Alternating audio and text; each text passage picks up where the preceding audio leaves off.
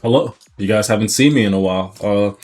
Fucking failed to upload a lot this month, but I've been going through some things, but everybody, I do appreciate y'all.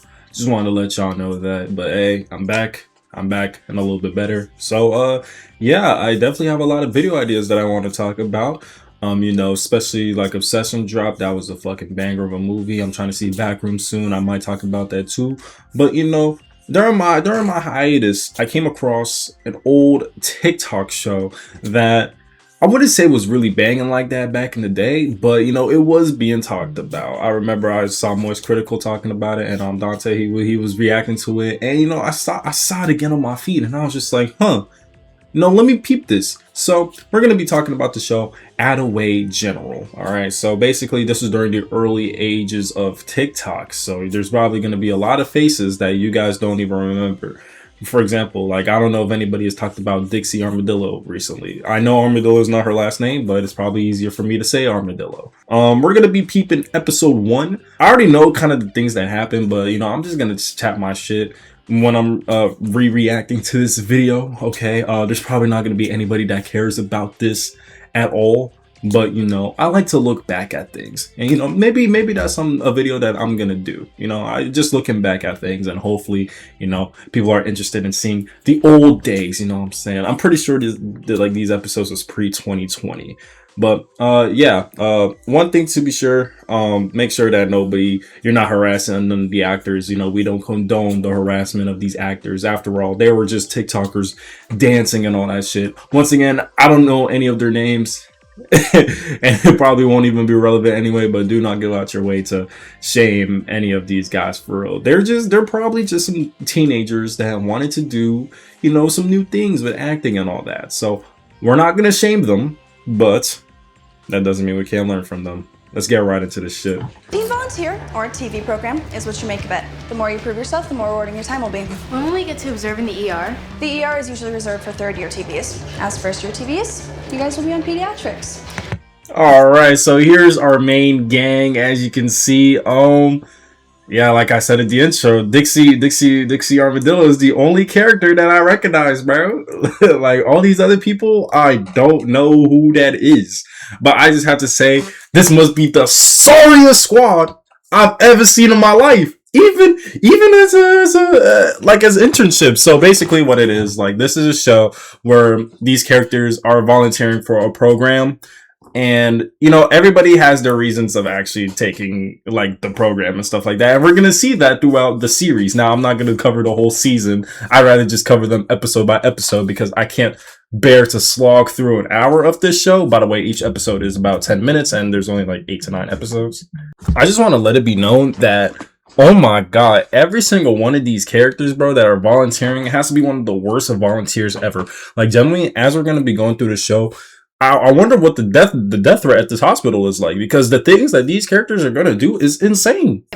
She's our top second year. She's gonna finish the tour while I go home. I'll be back when I can. Follow me? This is gonna suck.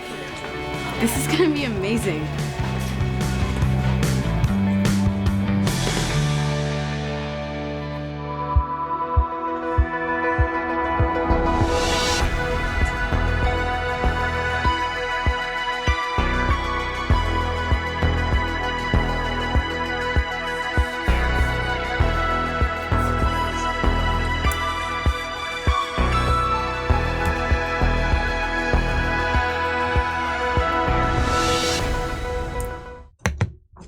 Boy, oh hell no! As you can see, that was the intro of Attaway General. Like, when you look into this intro, bro, they really thought there was gonna be freaking competing with Grey's Anatomy and shit like that. Like, oh my god. I have to question though, were all those like effects, like stock effects that they just grabbed from a website? I don't know. I couldn't tell you, man. But oh my god, like the way they made that intro, bro, they were really taking this shit crazy. And you know what? That's probably what they're doing. They're trying to take the whole thing seriously. So let me try not to disrespect, but that doesn't mean I can't find it funny. Well, I can see why they call this room the shed. Come on, the faster we finish, the faster we can go do something real. We've been here 5 seconds. Studies show we form lasting impressions about others within seconds of meeting. So I can't be with you in a closet when I meet Dr. Henry. He's the most brilliant surgeon in the state. Unfortunately, he doesn't have the same accolades as a father. Seriously? You're his daughter? You're so lucky you don't even know it. You're giving... See, so here's the thing. Once again, these are just TikTokers that maybe just got the bag and were given a chance at acting. But oh my god, me personally, like if I was told that, as you can tell, Kit, right, she clearly seems to be the only one enthusiastic about this whole like volunteering job, and Dixie's character, which her name is Georgia, apparently. Oh, this is where we're like learning the roles and all that. Clearly, Dixie just doesn't fuck with the hospital, and she doesn't fuck with her dad, who is Dr. Henry, the big dog. He's the Don, okay? Like he's the best surgeon in the state, and we're clearly about to see that's not the case, but we'll wait for that. But one thing that probably makes this show a lot funnier is just once again the very like noob execution with the characters. You never actually get to know like the characters' emotions for real. It, like words can only really do so much sometimes. Sometimes you need to show it with expression and body language. Words just don't count anymore. And you know what? It was just funny, like, wow, oh my god, that's your dad. I can't believe it. You know, you would think for someone like Kit, who is very, very enthusiastic about this, she would have been fucking wilding out. But no, she kind of just stands there. Matter of fact, she looks conflicted more than she is excited. So I don't know. It's just something that I just wanted to point out. I don't know, man. I'm not an actor. I'm not a director. So who knows? Maybe my criticisms is not valid. You're so advanced. Why don't you go scrub in? Leave me be. Maybe I will.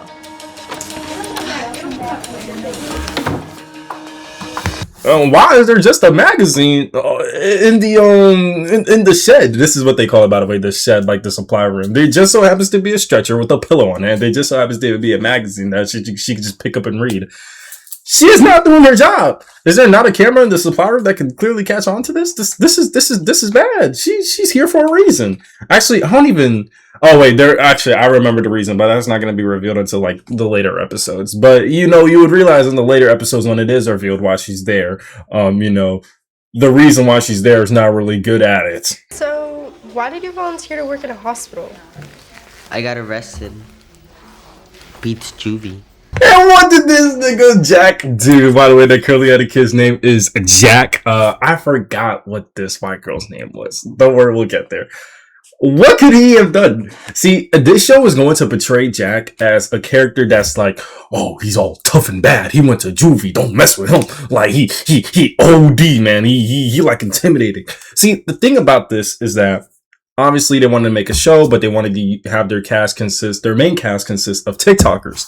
But the thing is, this was during the early days of TikTok, which was just a bunch of 15 to 17 year olds that were just dancing just to dance. I don't think they could have actually found somebody that could have been a part of the main cast that would have given off the intimidating look that they wanted to give the character of Jack. So he kind of just comes off as like some brat in a very well-rounded neighborhood or something like that, who's probably just a baby in other areas. But you know what? If they probably just grabbed like the closest like light skin with curly hair and said, oh, and gave him like a fucking black jacket and said, oh yeah, he can look tough. We can make him look tough. That's probably what they're doing. And you know what?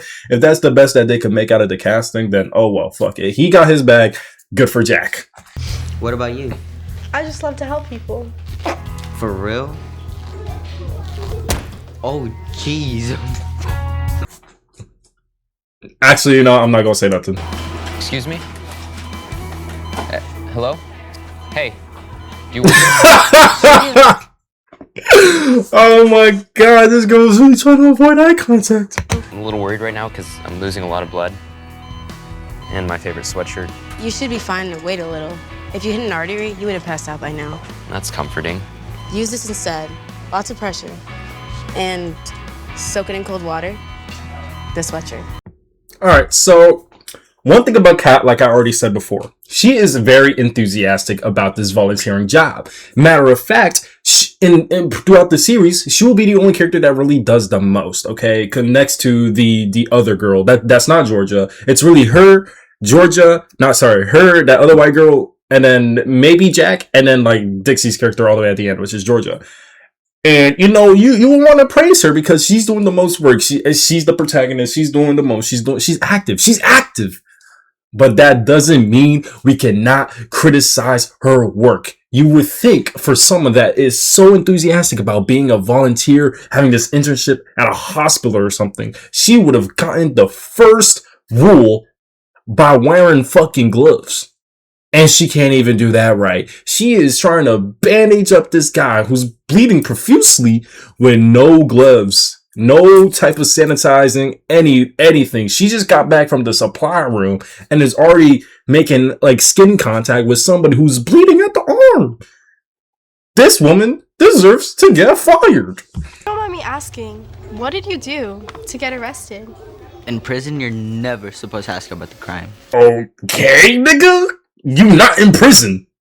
So just say it. And you know what? You're going to find out why he was sent to juvie later on in the series. I'm not going to spoil it now, but I will let you know it's for the dumbest fucking reason. And the way it's resolved so quick is so silly. Also, another thing. Like, do these people know anything at all? What do these characters think hairnets are for? I want you to look at this girl. Tell me, what do you think she thinks what hairnets are for? She still has like 70% of her hair just popping out of the hairnet.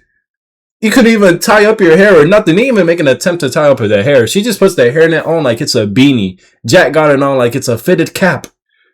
Yo, everybody here deserves to lose their job. And there's a doctor in the back. Do you see that bald black nigga back there? You think he would correct them, but no. I deadass think like the death rate in this hospital gotta be like 97%. This is insane. It's actually really good. Let me show you. Delicious. And then she just eats the spoon. I don't even think you're allowed to do that either. She just put it in her mouth and then she's gonna give it to another nigga. Oh my god, do these characters see the character that I would expect to make the most mistakes would be Jack. And I'm not gonna say anything about this girl right now, but I'll let it be known that this girl should have no reason to be making the mistakes that she has. And then you'll see why in the later episodes. But oh my god, it's generally insane seeing how reckless everybody is. There is an established employee in the exact same room and he's not supervising them. I'm telling you, everybody in this hospital dying. What are you doing? Oh. Don't come any closer. I don't think that's gonna hurt anyone. Depends where I put it. What does she mean by that? Am I supposed to congratulate you? If you want to. What? They don't even know each other's names yet. They don't even know each other's names yet. And he's moving like that. You know, I used to really think that, like, mind you, she's going to be falling for this nigga. And they didn't even share names yet. You know, I used to think, like, damn, is it really that easy? But now that I think about this shit could never happen IRL unless the girl's a genuine bird. And she's smiling. She like that shit. Oh, freak ass. Actual bird. Here they are. BP's too low. I can't find a vein. I need more hands.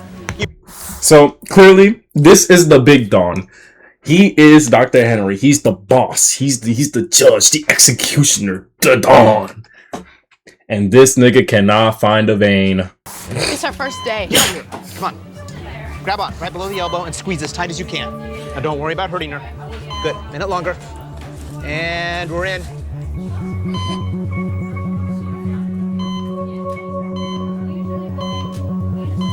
Keep up the rescue breaths. Good job.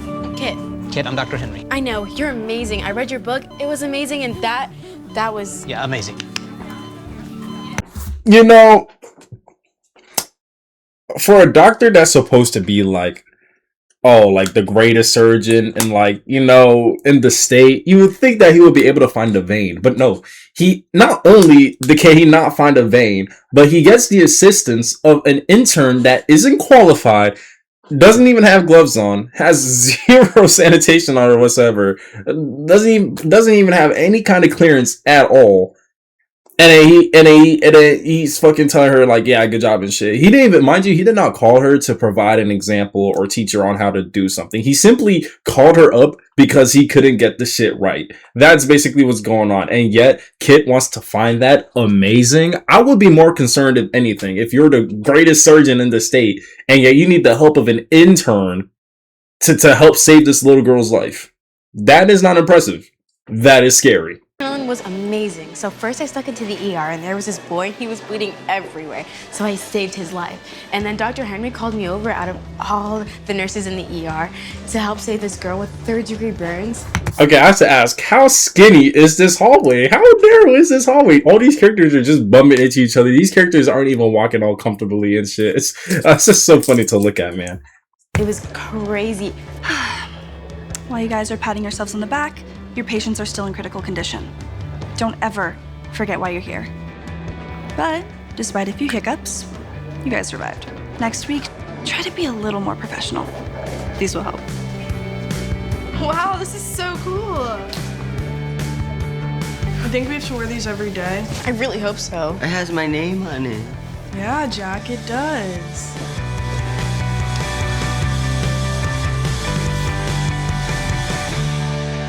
Next time on Attaway General. That's Dr. Henry's 3rd-year protege. I would love to pick his brain. Okay, now you are definitely staring. You're the strangest teenager I've ever met. If we meet again. Must be fate. Or a small hospital. So yeah, that was the first episode of Attaway General. Honestly, bro, if I had to give this a rating, I would give it a 5 out of 10. It was all right. It was all right. For what it was all right. Okay, aside from the acting, you know, the intention is seen. The character motives, it's not really seen yet. They're kind of like building towards it. The character motivations are kind of mid, but I see the vision. I saw the vision and I like the concept. So as I'm gonna rewatch these episodes later on for separate videos, it's gonna regrow in my mind, especially since, I want to be a creator myself. I gotta open my mind to these things. So that's what I will be doing. Other than that, yeah, I don't know. It was pretty cringe. Other than that, that's all I really got to say about this. So, I mean, if you guys want to see more, let me know. I really won't care because I'm still going to pump these videos out anyway. A whole bunch of other things that I want to do. Other than that, y'all have yourselves a damn good one.